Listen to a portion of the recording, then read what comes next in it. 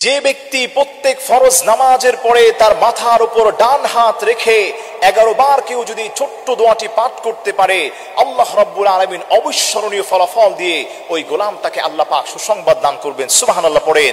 আল্লাহ রাব্বুল আলামিন সেই দোয়াটি হলো, আপনি আপনার মাথার উপর ডান হাত রেখে প্রত্যেক ফরজ নামাজের পরে আপনি পড়বেন, ইয়া কবিয়্যু ইয়া কবিয়্যু ইয়া কবিয়্যু। আল্লাহর যেই গোলামটা 11 বার এই ছোট্ট দোয়াটি তার মাথার উপর ডান হাত রেখে পড়তে পারবে, তার প্রথম পুরস্কার আল্লাহ তাকে দান করবেন, তার পেরেশানিগুলো আল্লাহ দূর করে দিবেন। আল্লাহু আকবার পড়েন। 2 নম্বর পুরস্কার হলো মাথার যাবতীয় সমস্যা থেকে আল্লাহ পাক তাকে হেফাজত করবেন, মস্তিষ্কের সমস্ত সমস্যা থেকে আল্লাহ রাব্বুল আলামিন তাকে হেফাজত করবেন। আল্লাহ রাব্বুল আলামিন তাকে এত বেশি পুরস্কার দান করবেন, সে নিজেই অবাক হয়ে যাবে। আমার প্রিয় ভাইরা, আমার প্রিয় মা বোনেরা, প্রত্যেক ফরজ নামাজের পরে আমরা তো ছোট্ট একটি মোনাজাতের জন্য পাগল হয়ে যাই, কিন্তু নবীজি সাল্লাল্লাহু আলাইহি ওয়াসাল্লাম প্রত্যেক ফরজ নামাজের পরে বেশ কিছু আমল তিনি করতেন।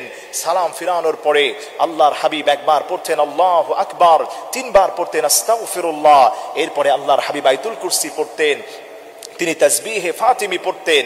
এরপরে আল্লাহর হাবিব সাল্লাল্লাহু আলাইহি ওয়াসাল্লাম মাথার উপর হাত রেখে 11 বার পড়তেন, ইয়া কবিয়্যু ইয়া কবিয়্যু ইয়া কবিয়্যু। আল্লাহ রাব্বুল আলামিন তার ওই গোলামটার মাথার সমস্ত সমস্যা থেকে আল্লাহ পাক হেফাজত করবেন।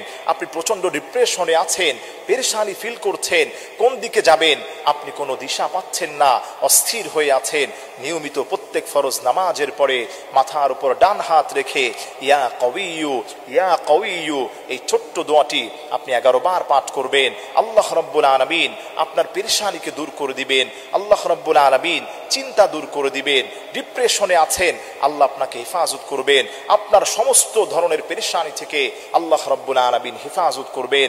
মাথার যদি কোনো রোগ থাকে আল্লাহ হেফাজত করবেন, পেরেশানি থেকে আল্লাহ মুক্ত করে দিবেন। যে কোনো কাজে আপনি হাত দিয়েছেন আল্লাহ পাক আপনাকে সহজ করে দিবেন। সব থেকে বড় কথা হলো আল্লাহ রাব্বুল আলামিন তার ওই গোলামটাকে আগের থেকে অনেক বেশি শক্তিশালী করে দিবেন। সুবহানাল্লাহ পড়েন।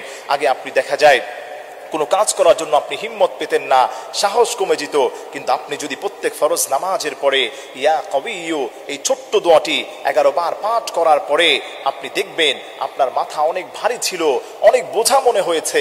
এই দোয়াটি পড়ার কারণে আল্লাহ আপনার মাথাটাকে ঠান্ডা করে দিবেন, আপনার বোঝাগুলোকে আল্লাহ পাক কমিয়ে দিবেন। আল্লাহ রাব্বুল আলামিন তার ওই গোলামটাকে সমস্ত পেরেশানি মুক্ত করে দিবেন। সুবহানাল্লাহ পড়েন। আমার প্রিয় ভাইরা, প্রত্যেক ফরজ নামাজ তো আমরা আদায় করার চেষ্টা করি, আমরা আদায় করার পরে এই আমলগুলো বেশি বেশি করব। যারা নামাজগুলো ঠিক মতো পড়ে, যার নামাজ ঠিক হয়ে যায় তার সব কিছু ঠিক হয়ে যায়। এজন্য অনেকে আছেন বলে, হুজুর আমলগুলো কোনো কাজ হচ্ছে না, আমল কিভাবে কাজ হবে? আপনি তো ঠিক মতো নামাজই পড়েন না, আল্লাহর উপর আপনার ভরসা নেই। আল্লাহর উপর যদি আপনি ভরসা করতে পারেন আর নামাজগুলো ঠিক মতো যদি আদায় করতে পারেন, এই বেসিক দোয়াগুলো যদি আপনি নিয়মিত পড়তে পারেন, আল্লাহ রাব্বুল আলামিন সমস্ত ধরনের পেরেশানি থেকে আপনাকে আল্লাহ পাক হেফাজত করবে।